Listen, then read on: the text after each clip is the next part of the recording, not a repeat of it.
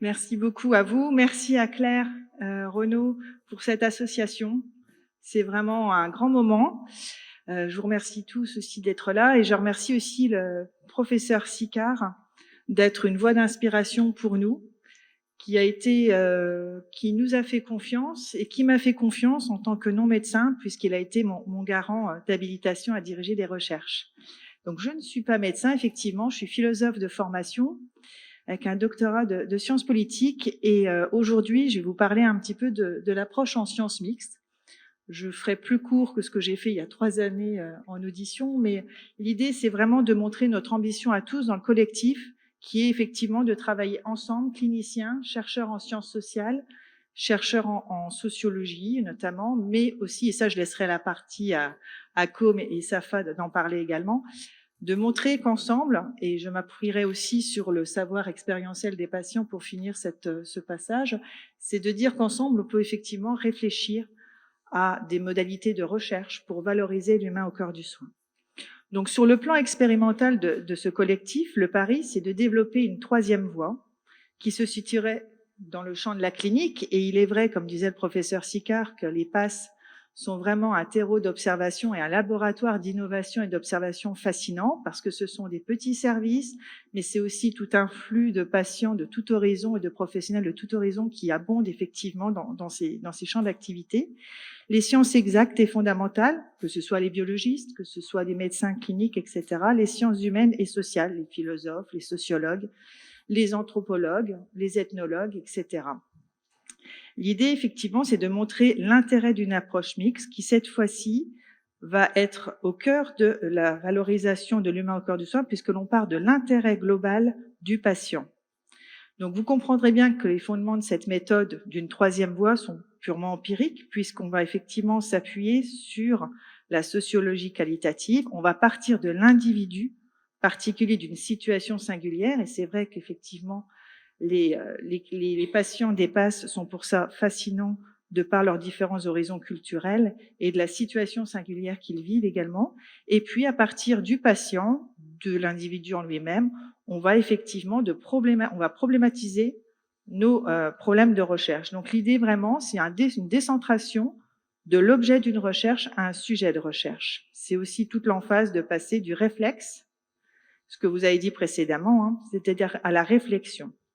Donc, pourquoi nous avons une double approche quantitative et qualitative dans nos différents champs disciplinaires? Et là, je vais effectivement dans le sens de Mathilde précédemment.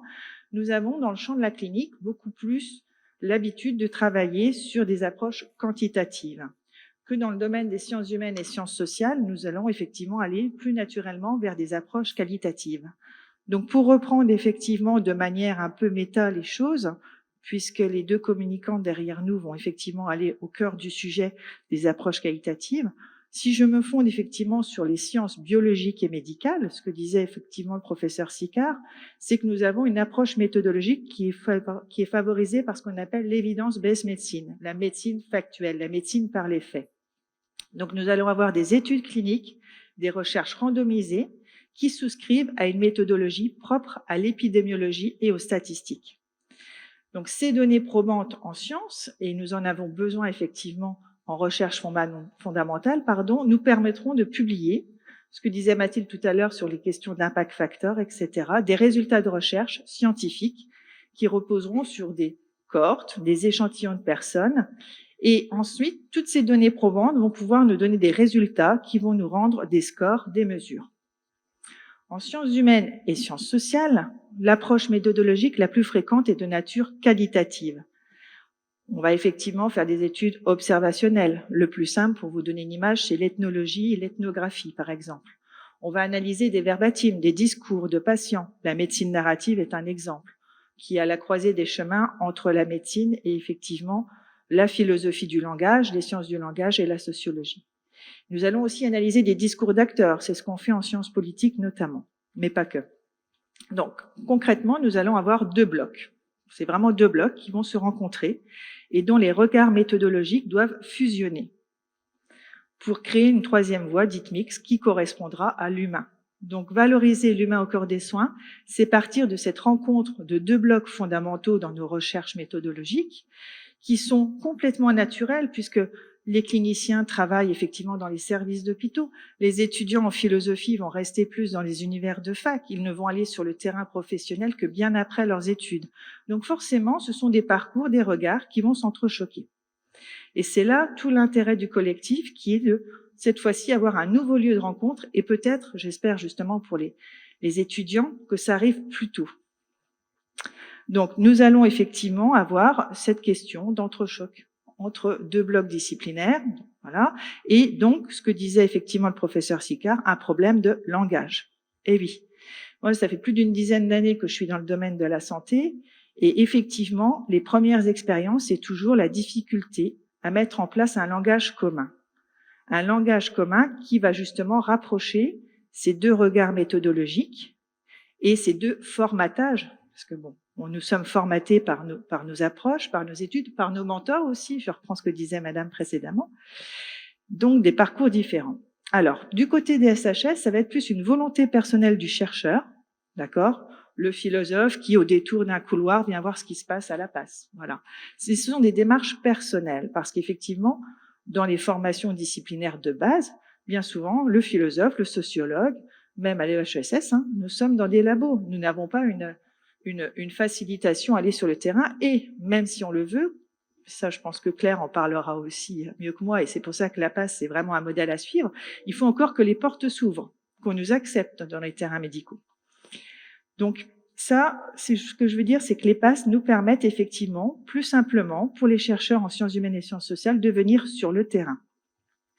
Donc volonté personnelle du chercheur, en sciences humaines et en sciences sociales, volonté aussi collective d'une équipe de soins qui accepte effectivement ce travail collaboratif, et puis qui accepte que de nouvelles réflexions et de nouvelles approches de l'insingularité humaine se mettent en place.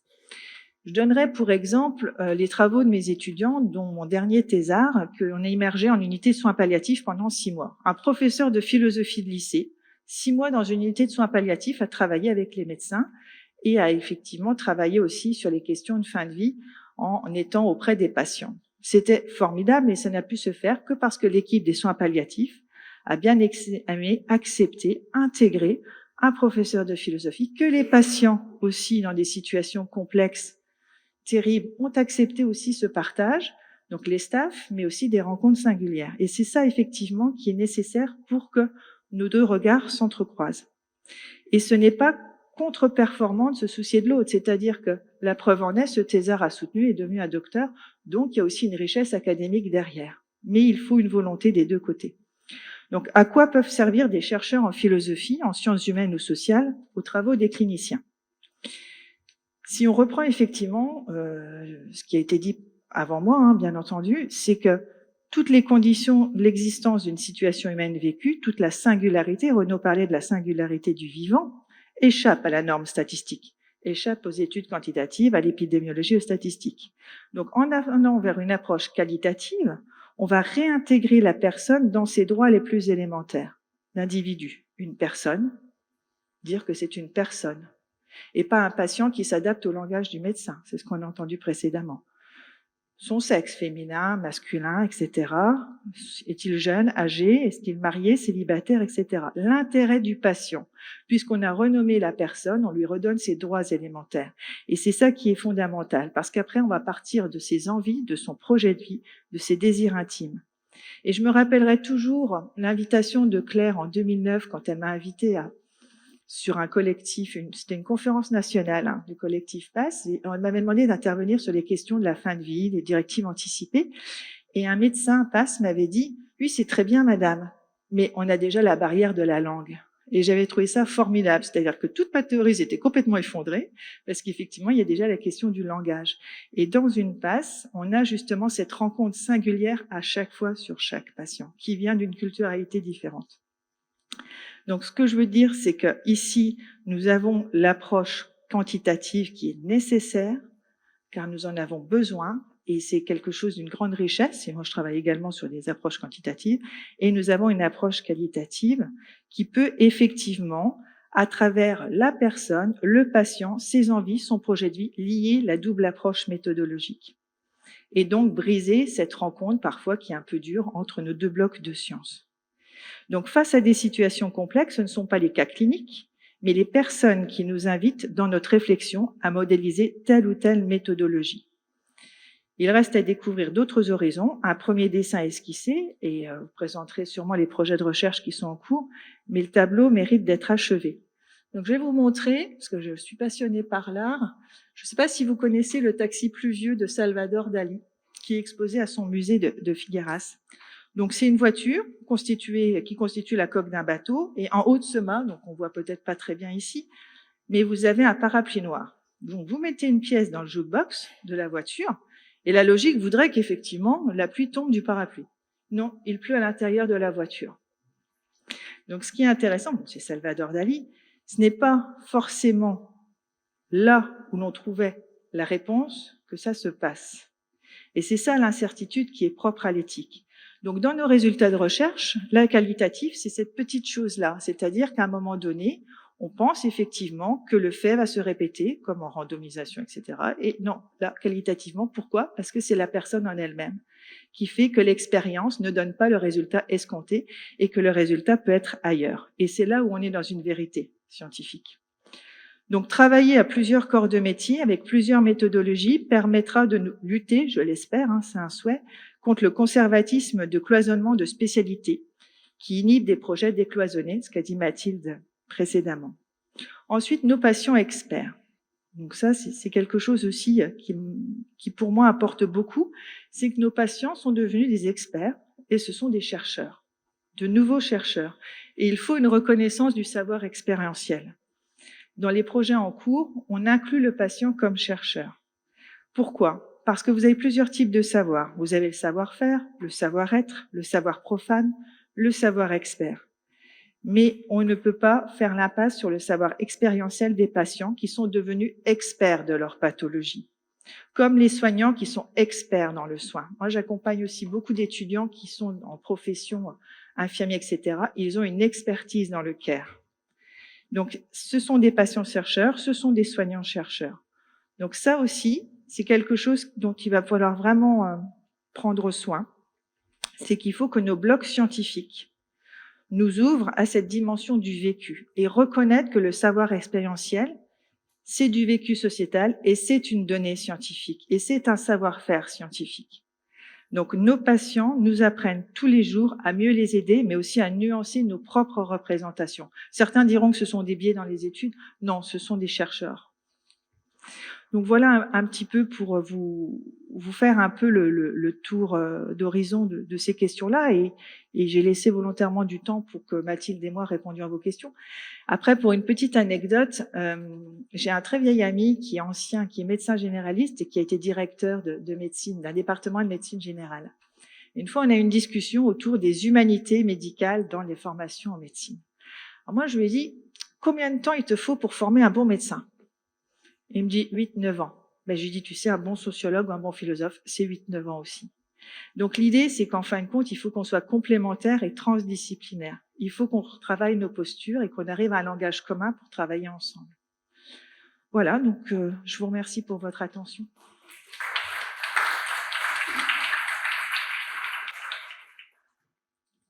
Je reprends le rôle de modérateur. Avez-vous des questions? Ah, allez, je modère. Et après, je te rendrai la parole. Avez-vous des questions, Mathilde, après moi? Allez, sur les méthodologies de recherche. Et après, on passera la parole à Com ou Safa. Safa en premier. Et Com ensuite. Des questions? N'hésitez pas. Allez, vas-y. Non, mais juste pour dire que ça paraît évident, mais c'est tellement différent de ce qu'on voit. Et en même temps, voilà, on voit bien qu'il nous faut cette autre voie parce que une des difficultés, c'est qu'on nous demande toujours de prouver la qualité des soins avec des chiffres. Et nous, en passe, on est toujours face à ça et on peut faire le plus beau dossier avec toutes les, vraiment des choses originales, des choses qualitatives. Et la seule chose qu'on nous, voilà, c'est de montrer des chiffres. Mais on se rend bien compte quand on a des situations comme ce qu'on a vu récemment, une patiente qui arrive, elle dit bon, je me sens pas bien, j'ai des vertiges, j'ai un peu envie de vomir. Bon, on pourrait très bien donner un traitement et en cours d'une consultation. Mais en creusant, en interrogeant la patiente, c'est une patiente qui vient de Côte d'Ivoire, on l'a fait venir en lui disant qu'elle allait être coiffeuse, que c'était un métier qui permettait de gagner bien sa vie. Et puis finalement, en arrivant, on lui a pris son passeport, elle est rentrée dans un réseau de prostitution. Et au bout de 6 mois, elle était toujours bloquée dans ça. Et finalement, elle venait parce qu'en plus, elle était enceinte, elle avait été violée. Donc, alors, on imagine bien que le travail qui a été fait ce jour-là à la passe, ça a pris 2 heures, même plus. Mais c'était le temps qu'il fallait pour prendre en charge cette situation. Et donc, c'est complètement fou de penser qu'on nous évalue par une sorte de performance qui serait un nombre d'actes. Et néanmoins, c'est les questions qu'on nous pose et même par rapport aux titularisations, la justification des titularisations. Donc, c'est pour ça qu'il faut vraiment qu'on aille vers une autre voie. Bon, c'était un commentaire. Donc, comme Momier, moi je suis le prochain intervenant après Safa. J'ai une question pour chacune d'entre vous. Déjà, Mathilde, toi, cet engagement que tu décris pour l'humain, comment toi tu le vis dans ta pratique? Est-ce que tu trouves que est-ce que tu te dis on n'est pas assez ouvert aux sciences sociales? Est-ce que c'est juste des lectures? Est-ce que ça rentre dans ton quotidien, dans ta pratique? Ça, c'est une première question. Tu veux dire, est-ce que mes lectures vont avoir un impact après sur ma pratique? Par exemple? Oui, je pense. Et notamment le master de sociologie que je fais. Après, ce serait long de dire de quelle manière, mais je pense que déjà, comme je disais, ça me permet de me situer dans le système de santé en tant que médecin généraliste de ville et à un moment donné de l'histoire.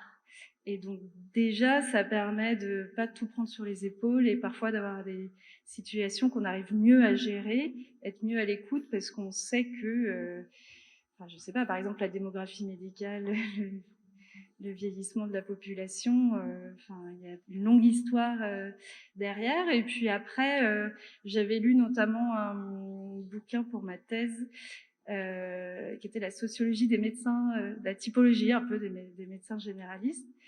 Et c'est vrai qu'on a l'impression d'avoir des pratiques singulières, alors elles le sont, mais on retrouve quand même des régularités aussi de ce point de vue-là. Et moi, ça me facilite en tout cas mon exercice au quotidien. Et je ne sais pas de quelle manière, mais ça me permet d'être encore plus à l'écoute.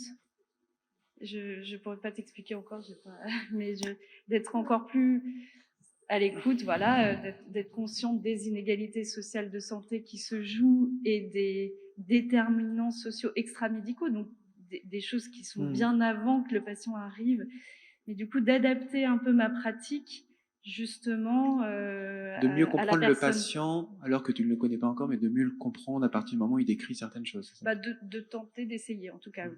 Voilà, je ne sais pas si ça répond à ta question. Non, mais c'est très intéressant. Deuxième question pour Karine. Je comprends tout à fait évidemment l'intérêt, puisqu'on le fait même ici, de décloisonner, d'échanger, d'être interdisciplinaire. Et tu es allé plus loin en disant il faut qu'on partage le même langage. Qu'on se comprend, hein, c'est pas pour se comprendre, il faut qu'on parle le même langage.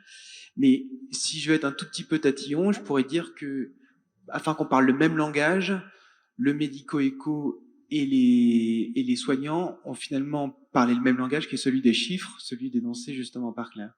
Donc finalement, le danger, enfin, je me pose la question, évidemment qu'il y a un intérêt à faire des ponts, mais est-ce qu'il n'y a pas aussi un intérêt à cultiver les particularités, puisque au risque d'une trop grande homogénéisation, on se retrouvera toujours sur cette histoire de chiffres? Alors, deux réactions à chaud. Quand je parle effectivement du langage, notamment propice quand on rédige par exemple un protocole de recherche, c'est bien de le rédiger à 4 mains finalement. Et donc de penser des projets ou programmes de recherche des deux côtés dès le début. Et là, effectivement, on reste sur nos compétences les uns et les autres, mais c'est simplement avoir un programme qui soit effectivement d'entrée de jeu mixte.